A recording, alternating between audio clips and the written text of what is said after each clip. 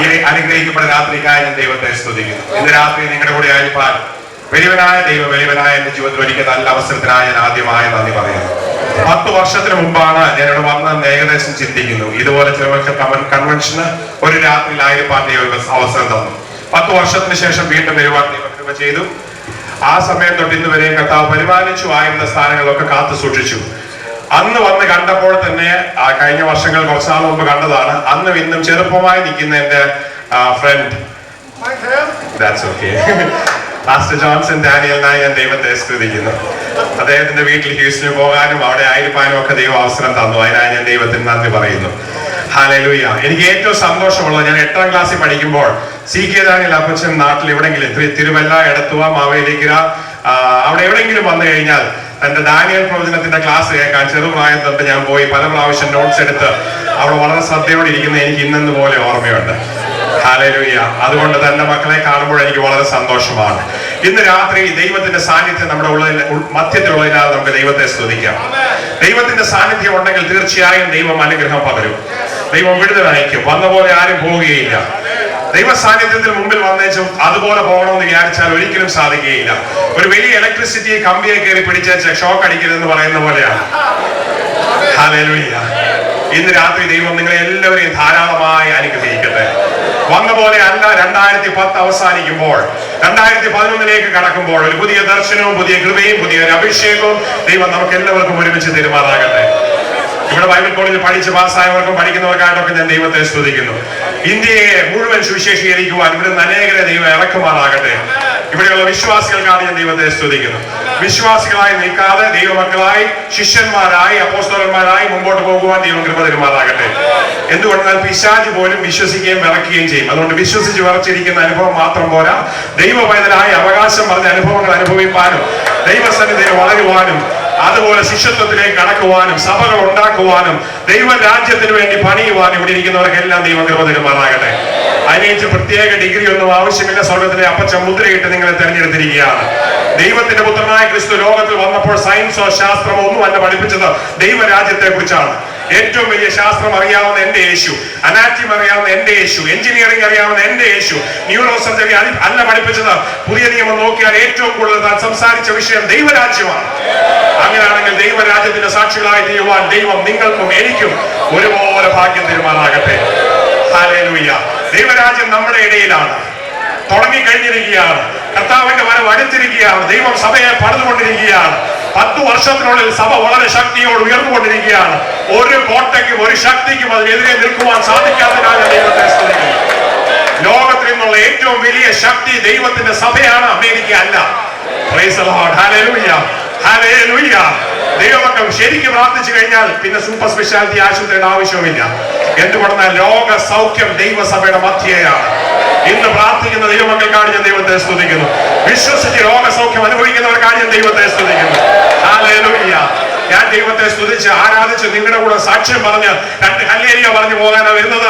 അതുകൊണ്ട് സംസാരിക്കുന്ന സമയമൊക്കെയും ദൈവത്തെ സ്തുതിച്ചുകൊണ്ടിരിക്കുവാൻ ദൈവം കൃപ തരുമാറാകട്ടെ. ഞാനൊരു ഹല്ലേലൂയ പറയുമ്പോൾ 2 ഹല്ലേലൂയ ഫ്രീ ആയിട്ട് പറയുവാൻ സ്വാതന്ത്ര്യമുണ്ട്. Price the Lord.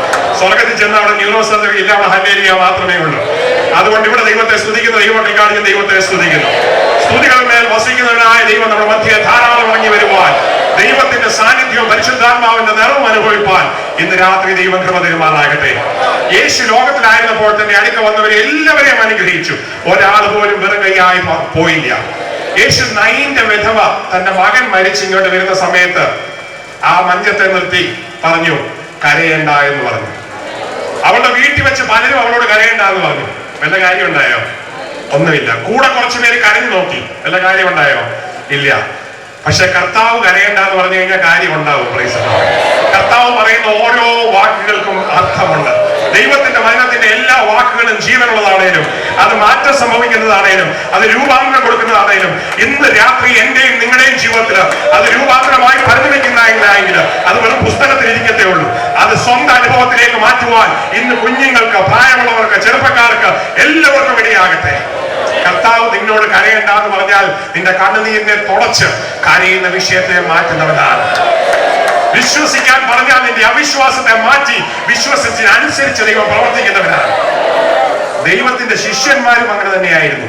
ഒരു പിച്ചക്കാരൻ സുന്ദരം എന്ന ദേവാലയത്തിന്റെ അവിടെ ഇരുന്നു. സാധാരണ അവരോട് പറഞ്ഞ പോലെ അല്ല പത്രോസും യോഹന്നാനും പറഞ്ഞ്. പത്രോസും യോഹന്നാനും പറഞ്ഞ വാക്ക് ആരും പറഞ്ഞില്ല. ബാക്കിയുള്ളവർ പലതും പറഞ്ഞു, പലതും കൊടുത്തു. പക്ഷെ ശിഷ്യന്മാർ പറയുന്നത് വേറെ ആർക്കും പറയാൻ സാധിക്കുകയില്ല.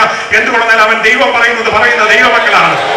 ശിഷ്യന്മാർ പ്രാർത്ഥിക്കുമ്പോൾ സ്വർഗത്തിലെ അപ്പച്ചന്റെ ഇഷ്ടം എന്താണെന്ന് മനസ്സിലാക്കി ഭൂമിയിലേക്ക് കൊണ്ടുവന്ന് ദൈവരാജ്യത്തിന്റെ പൂർണ്ണ നിവൃത്തിയിലേക്ക് നടത്തുന്നവരാണ്. അതുകൊണ്ട് ശിഷ്യന്മാർ സംസാരിക്കുന്ന വാക്കുകളും അതുപോലെ ശക്തിയുള്ളതാണ്. എങ്ങനെ സ്വർഗത്തിലെ അപ്പച്ചൻ പറയുന്നുവോ, എങ്ങനെ യേശു സംസാരിക്കുന്നുവോ, അതേപോലെ ശക്തിയുള്ള വാക്കുകളാണ് ദൈവത്തിന്റെ മക്കൾ സംസാരിക്കുന്ന വാക്കുകൾ. ഒരു വ്യക്തി അറിയണമെങ്കിൽ അവരുടെ വാക്കറിഞ്ഞാൽ മതി. ഒരു ഡോക്ടറുടെ ഭാഷ കണ്ടാൽ ഡോക്ടറാണെന്ന് മനസ്സിലാവും. ഒരു മീൻകാരന്റെ ഭാഷ കേട്ടാൽ മീൻകാരനാണെന്ന് അറിയാം. ഒരു രാഷ്ട്രീയക്കാരന്റെ ഭാഷ കേട്ടാൽ അങ്ങനെ അറിയാം, രാഷ്ട്രീയക്കാരനാണെന്ന് അറിയാം. ഒരു ഗുണ്ടയുടെ വർത്തമാനം കേട്ട് കഴിഞ്ഞാൽ അവൻ ഗുണ്ടയാണെന്ന് അറിയാം. ഒരു നേതാവിന്റെ വാക്ക് കേട്ട് കഴിഞ്ഞാൽ അവൻ നേതാവാണെന്ന് അറിയാം. ഒരു വിശ്വാസിയുടെ വാർത്ത കേട്ട് വർത്തമാനം പറഞ്ഞാൽ അറിയാം. ഒരു പാസ്റ്ററിന്റെ ഭാഷയുണ്ട്. ദൈവമക്കളുടേതായ ഭാഷയുള്ളതിനാൽ ഞാൻ ദൈവത്തെ സ്തുതിക്കുന്നു. നിന്റെ സംസാരം, നീ പറയുന്ന വാക്കുകൾ നിന്നെ തന്നെ ഉണ്ടാക്കുന്നത് കൊണ്ടും അത് നന്മയായി തീരേണ്ടതിനും 1 പത്രോസ് 3:9 പറയുന്നു, അനുഗ്രഹത്തിനായി ദൈവം നമ്മളെ വിളിച്ചിരിക്കുന്നവരാൽ അനുഗ്രഹിക്കുന്നവരായി തീരുവാൻ നമ്മുടെ വാക്കുകൾ എപ്പോഴും അനുഗ്രഹത്തിന്റെ വാക്കുകളായി തീരട്ടെ. പത്രോസും യോഹന്നാനും ചെന്നപ്പോൾ സാധാരണ മനുഷ്യർ ഇതുവരെ പറയാത്തൊരു വാക്ക് പറഞ്ഞു, വെള്ളിയും പൊന്നും എന്റെ കയ്യിലില്ല, എന്റെ കയ്യിൽ ഒന്നുണ്ട്, അത് യേശുവിന്റെ നാമമാണ്. ഇന്ന് വെള്ളിയും പൊന്നും നമ്മുടെ കയ്യിലില്ല, പക്ഷെ നമ്മുടെ കയ്യിലുണ്ട് യേശുവിന്റെ നാമമുണ്ട്. നമ്മുടെ കയ്യിലുണ്ട് ഉയർപ്പിന്റെ ശക്തിയുണ്ട്. നമ്മുടെ കയ്യിലുണ്ട് ദൈവത്തിന്റെ സ്നേഹമുണ്ട്. നമ്മുടെ കയ്യിലുണ്ട് ലോകത്തിൽ ആർക്കും കൊടുക്കാൻ കഴിയാത്ത ഉയർത്തെഴുന്നേറ്റ ദൈവത്തിന്റെ പുത്രനായ യേശു നമ്മളിലുണ്ട്. ഇത് വിശ്വസിച്ച് നീ എഴുന്നേൽക്ക എന്ന് പറഞ്ഞു കഴിഞ്ഞാൽ ഇന്ന് രാത്രി ദൈവത്തിന്റെ ജനമേ ചില ജീവിതങ്ങൾ എഴുന്നേൽക്കും. എന്റെ പ്രാക്ടീസിൽ ഞാൻ എന്നും അനുഭവിക്കുന്ന അതാണ്. എന്തുകൊണ്ടെന്നാൽ ഞാനൊരു ന്യൂറോ സർജനാണ്. എനിക്ക് മുറിക്കാൻ അറിയാം, കരിക്കാൻ അറിയില്ല. കരിക്കുന്ന ദൈവമാണ്. ഇത്രയും 10-35 വർഷമായി സർജറി ചെയ്തിട്ട് 8-10-15 മണിക്കൂർ ഓപ്പറേഷൻ ചെയ്യും. പക്ഷെ തയ്ച്ചു വെച്ച് തമ്പുരാനെ കരിക്കണമെന്ന് പറയും. പക്ഷെ സ്വർഗത്തിലെ ദൈവത്തിന്റെ അടിപ്പടകളാൽ, എന്റെ യേശുവിന്റെ അടിപ്പടകളാൽ സൗഖ്യം വന്നിരിക്കുന്നതിനാൽ ഞാൻ ദൈവത്തെ സ്തുതിക്കുന്നു. ഹല്ലേലൂയ. ഇന്ന് ദൈവം നിങ്ങളുടെ മുറിവുകളെ കെട്ടുമാറാകട്ടെ. ഹല്ലേലൂയ. ഞാൻ ഹല്ലേലൂയ പറയാൻ വേണ്ടി മാത്രം വന്ന. ഹല്ലേലൂയ. ഒരു 10 ഹല്ലേലൂയ അരമണിക്കൂറത്തെ ആരാധന കഴിഞ്ഞാൽ ക്ഷീണിക്കേണ്ടി വരല്ല. എന്തുകൊണ്ടെന്നാൽ 24 മണിക്കൂറോടെ ആരാധനയാണ്. Price the lord. ഹല്ലേലൂയ. 8-10-18 മണിക്കൂർ നിന്നോണ്ട് ഇരുന്നോണ്ട് ഓപ്പറേറ്റ് ചെയ്യുന്നോണ്ട് ഞങ്ങൾക്ക് സ്തുതിച്ചുകൊണ്ട് നിൽക്കാൻ ഒരു പ്രയാസവുമില്ല. Price the Lord. ഞങ്ങൾ നിൽക്കാനും ഇരിക്കാനും ട്രെയിനിങ് കിട്ടിയവരാണ്. ഹല്ലേലൂയ. എത്ര നേരം വേണേലും ദൈവത്തെ സ്തുതിക്കുവാനും, എത്ര മണിക്കൂർ വേണേലും ദൈവസന്നിധിയിൽ ഇരിക്കുവാനും, എത്ര മണിക്കൂർ വേണേലും ദൈവത്തെ ആരാധിക്കുവാനും ഉയർപ്പിന്റെ ശക്തി ഈ മൺകൂടാരങ്ങൾ ദൈവം ഒഴുക്കുന്നതിനാൽ ഞാൻ ദൈവത്തെ സ്തുതിക്കും. ഇന്ന് മുഴുവൻ സമയവും ദൈവത്തെ സ്തുതിക്കുവാൻ ദൈവം കൃപ തരുമാറാകട്ടെ. സ്തുതികളിൽ മേൽ വസിക്കുന്ന ദൈവ സാന്നിധ്യം എല്ലാവരുടെ ജീവിതത്തിലും ഇറങ്ങുവാൻ ദൈവം സഹായിക്കുമാറാകട്ടെ. കുഞ്ഞുങ്ങളെ എല്ലാം ദൈവം അനുഗ്രഹിക്കട്ടെ. കുഞ്ഞുങ്ങളോടായിട്ട് ആദ്യം ഞാൻ പറയട്ടെ, ഞാൻ ജനിച്ചത് ഒരു ഹൈഡ്രോകഫാനിക് ബേബി ആയിട്ടാണ്. തലയിൽ വെള്ളം കെട്ടിക്കിടക്കുന്ന ഒരു മാറാരോഗമുള്ള കുട്ടിയായിട്ടാണ്. ബുദ്ധിയുള്ളവനായിട്ടല്ല, മന്ദബുദ്ധിയായിട്ടാണ്. ജീവിക്കുവാൻ വകയുള്ളവനായിട്ടല്ല, വകയില്ലാത്തവനായിട്ടാണ്. എന്നെ കണ്ട ഡോക്ടർമാരൊക്കെ അന്ന് പറഞ്ഞു, വളരുകയില്ല, ബുദ്ധി ഉണ്ടാകുകയില്ല, യാതൊരു പ്രയോജനം ഉണ്ടാകുകയില്ല. അപ്പച്ചനും അമ്മച്ചിയും പ്രാർത്ഥിച്ചപ്പോൾ സ്വർഗത്തിലെ അപ്പച്ചൻ എന്നെ സൗഖ്യമാക്കി. ഒരു ഓപ്പറേഷൻ ഇല്ലാതെ, ഇന്ന് അതിന് ഓപ്പറേഷൻ ഉണ്ട്, ഞാൻ അങ്ങനത്തെ കുഞ്ഞുങ്ങളെ ഓപ്പറേറ്റ് ചെയ്യുന്നുണ്ട്. ഒരു ഓപ്പറേഷൻ ഇല്ലാതെ കർത്താവ് എന്നെ സൗഖ്യമാക്കി. ചെറുപ്രായത്തിൽ എന്റെ അമ്മച്ചി യാക്കോബിന്റെ ലേഖനത്തിൽ ഒരു വാക്യം എന്നെ പഠിപ്പിച്ചു, നിങ്ങൾ ഒരുവന് ജ്ഞാനം കുറവാണെങ്കിൽ ഭത്സിക്കാതെ ഔദാര്യമായി കൊടുക്കുന്ന ദൈവത്തോട് അപേക്ഷിക്കട്ടെ. ഇന്ന് ഇവിടെ ഇരിക്കുന്ന കുഞ്ഞുങ്ങളെല്ലാം അപേക്ഷിച്ചു കഴിഞ്ഞാൽ എന്നെ പോലെ തന്നെ ഫസ്റ്റ് റാങ്ക് മേടിക്കുവാൻ, MS MCH നിങ്ങൾ ആഗ്രഹിക്കുന്ന ഏത് ഡിഗ്രിയിലും പോകുവാൻ, ഒരു മണ്ടനായ തലയിൽ വെള്ളം കെട്ടിക്കിടന്ന മന്ദബുദ്ധിയായ ജോർജ് ബൗറിനെ ന്യൂറോ സർജനാക്കുവാൻ കഴിയുന്ന സ്വർഗം ജീവിക്കുന്നുവെങ്കിൽ ഹല്ലേലൂയ, ഹല്ലേലൂയ, ഹല്ലേലൂയ. ഉള്ളിരിക്കുന്ന കുഞ്ഞുങ്ങളെയൊക്കെ ദൈവം അനുഗ്രഹിക്കുമാറാകട്ടെ. ഇനിയും ഒരു വിഷയത്തിനും തോക്കാതെ പഠിച്ച് ഏറ്റവും നല്ലതായി തീരുവാൻ ദൈവം കൃപ തരുമാറാകട്ടെ. ദാനിയേൽ വ്യാപരിച്ച ആത്മാവിനെ കുറിച്ച് പറഞ്ഞിരിക്കുന്നത് എക്സലന്റ് സ്പിരിറ്റ് എന്നാണ്. Number 1 spirit. അത് ഉത്കൃഷ്ട മനുഷ്യൻ. അങ്ങനെ ആയി തീരുവാൻ ദൈവം സഹായിക്കുമാറാകട്ടെ. ദാനിയേൽ പുസ്തകത്തിൽ തന്നെ വേറെ വാക്യമുണ്ട്, അവനെ ദൈവത്തെ അറിയുന്ന ജനം ഉറച്ചു നിന്ന് വീര്യം പ്രവർത്തിക്കും. ദൈവത്തെ അറിയുന്നവരായി തീരുവാൻ ദൈവം കൃപ തരുമാറാകട്ടെ. ഇന്ന് രാത്രി നിങ്ങൾ സേവിക്കുന്ന ദൈവം ആരാണെന്നും, നിങ്ങളെ വിളിച്ച ദൈവം ആരാണെന്നും, നിങ്ങളെ വിളിച്ചിരിക്കുന്നതിന്റെ ഉദ്ദേശം എന്താണെന്നും അറിയിക്കുന്നതിനായി ദൈവത്തെ സ്തുതിക്കുന്നു. ഹല്ലേലൂയ. ഇവിടെയുള്ള തീമുമായിട്ട് ഏറെക്കുറെ ചേർന്നൊരു തീമാണ് എനിക്കിന്ന് ദൈവം തന്നിരിക്കുന്നത്. ഞങ്ങൾ തമ്മിൽ ഒരിക്കലും അറിഞ്ഞിട്ടില്ല ഇതായിരുന്നു വിഷയം. I want to know the full details what he has in his mind, because that's almost the same what I'm going to speak today. I'm sure God is going to bless you. എനിക്ക് പൂർണ്ണ ഉറപ്പുണ്ട് ദൈവം നിങ്ങളെ അനുഗ്രഹിക്കാൻ പോവുകയാണ്. എല്ലാവർക്കും എല്ലാവർക്കും അറിയാവുന്ന ആദ്യത്തെ 2-3 വാക്യങ്ങളിലേക്ക് കടക്കാം. എബ്രായരുടെ ലേഖനം 11-ാം അധ്യായം അതിന്റെ 8-ാം വാക്യം. Hebrews chapter 11 verse 8. വിശ്വാസത്താൽ അബ്രഹാം തനിക്ക് അവകാശമായി കിട്ടുവാനുള്ള ദേശത്തേക്ക് യാത്രയാവാൻ വിളിക്കപ്പെട്ടാറെ അനുസരിച്ച് ഇവിടേക്ക് പോകുന്നു എന്നറിയാതെ പുറപ്പെട്ടു.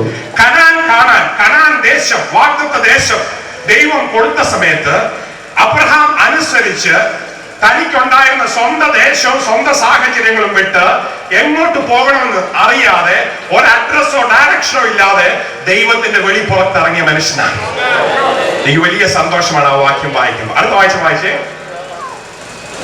വിശ്വാസത്താൽ അവൻ വാഗ്ദത്ത ദേശത്തെ ഒരു അന്യദേശത്ത് എന്ന പോലെ ചെന്ന് വാഗ്ദത്തത്തിന് കൂട്ടവകാശികളായ ഇസഹാക്കിനോട് യാക്കോബിനോടും കൂടെ കൂടാരങ്ങളിൽ പാർത്തുകൊണ്ട് അവൻ വാഗ്ദത്തദേശത്ത് ചെന്ന ശേഷം ഒരു അന്യനും പരദേശിയും എന്ന പോലെ അവിടെ താമസിച്ചു. എന്താ കാരണം?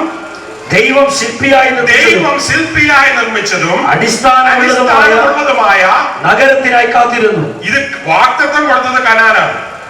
അവിടെ എത്തിക്കഴിഞ്ഞു. നമുക്കൊരു വാഗ്ദത്തം കിട്ടി അവിടെ എത്തിക്കഴിഞ്ഞാൽ പിന്നെ നോക്കാൻ വേറെ ബാലൻസ് വല്ലതും ഉണ്ടോ?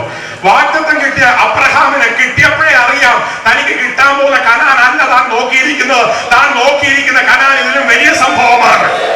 ലോകത്തിൽ ദൈവം നമുക്ക് പല വാഗ്ദത്തങ്ങൾ തന്നിട്ടുണ്ട്. ആ വാഗ്ദത്തങ്ങൾ ലഭിച്ചു കഴിയുമ്പോൾ എല്ലാം ലഭിച്ചു എന്ന് പറഞ്ഞ് അവസാനിച്ചു എന്ന് പറഞ്ഞ് ഇരിക്കുവാൻ ദൈവം നമ്മളെ കുറിച്ച് ആഗ്രഹിക്കുന്നില്ല. അവിടെ തുടങ്ങിയിട്ടേ ഉള്ളൂ. 2010 ദൈവം നിനക്ക് വാഗ്ദത്തം തന്നിട്ടുണ്ടെങ്കിൽ അത് നിന്റെ ജീവിതത്തിന്റെ വളർച്ചയുടെ തുടക്കമാണ്. ദൈവം ശില്പിയായി അടിസ്ഥാനപ്പെട്ടിരിക്കുന്ന ഒരു നഗരമുണ്ട്. അവിടെ എത്തുന്നത് വരെയും അതിനെ നോക്കിക്കൊണ്ട് മുമ്പോട്ട് ഓടുവാൻ ദൈവം നിനക്ക് കൃപ തരുമാറാകട്ടെ.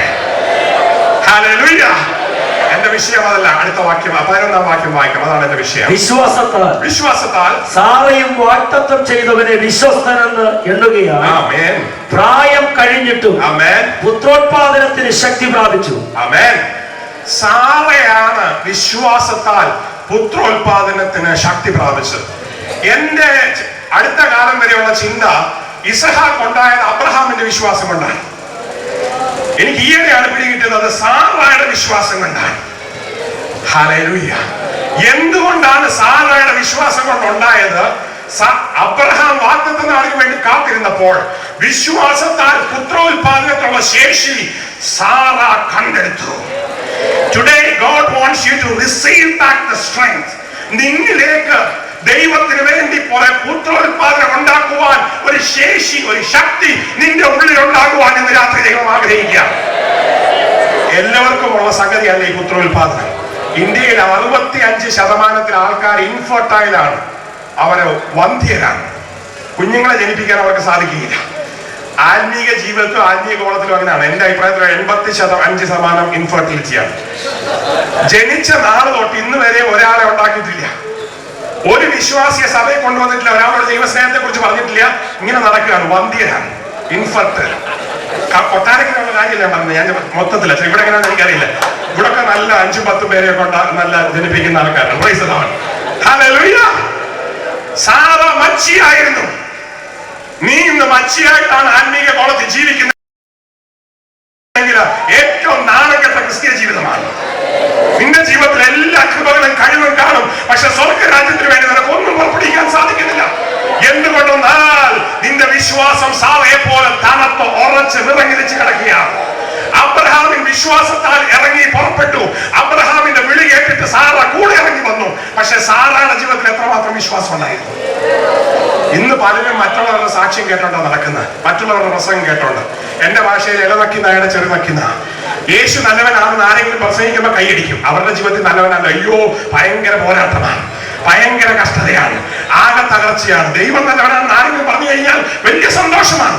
പക്ഷെ സ്വന്തം ജീവിതത്തിൽ ദൈവം നല്ലവനാണെന്ന് കഴിഞ്ഞ ആഴ്ച, ഈ മാസം, ഈ വാർഡിൽ എത്ര പ്രാവശ്യം ചിന്തിച്ചവരുണ്ട്? അവർ കാര്യം ദൈവത്തെ ശ്രദ്ധിക്കണം. എന്റെ ദൈവം നല്ലവനാണ്. എന്റെ ദൈവം വാക്ക് പറഞ്ഞാൽ മാറാത്തവനാണ്. യഹോവ എന്റെ ഇടയനാകുന്നു, എനിക്ക് മുട്ടുണ്ടാകില്ല. 10 വർഷം മുമ്പ് ഇവിടെ പ്രസംഗിക്കാൻ വന്നപ്പോൾ, സാക്ഷി പറയാൻ വന്നപ്പോൾ കോവൂരിന് ഒരു ആശുപത്രി ഇല്ലായിരുന്നു. അന്ന് വല്ലവരോടും കടം ചോദിച്ച് ലീവ് മേടിച്ചിട്ടാണ് പ്രസംഗിക്കാൻ പോകേണ്ടത്. അങ്ങനെ ഓടി നടന്ന് പ്രസംഗിച്ചത് കൊണ്ട് ലീവും എക്സ്ട്രാ ലീവും ക്യാഷ്വൽ ലീവും അല്ലാത്ത ലീവും നോൺ പെയ്ഡ് ലീവും അൺപെയ്ഡ് ലീവും ഒക്കെ എടുത്തുകൊണ്ട് 10 വർഷം ഓടിയപ്പോൾ കർത്താവ് പറഞ്ഞു കോവൂരിന്റെ ഒരു ആശുപത്രി ഇരിക്കട്ടെ.